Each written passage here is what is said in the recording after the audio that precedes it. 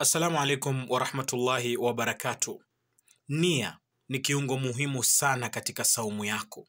Anytime you want to fast, you must always put the intention of fasting the next day so that you get the rewards from Allah subhanahu wa ta'ala completely.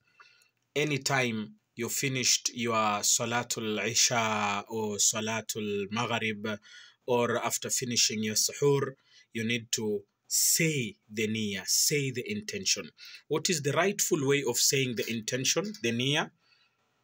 Nawaitu sawmu ghadin an ghada'in min yawmin fardhi shahri Ramadan hadhihi sana imanan wa ihtisaban liwajhi Allahi al-karim walhamdulillahi rabbil alamin.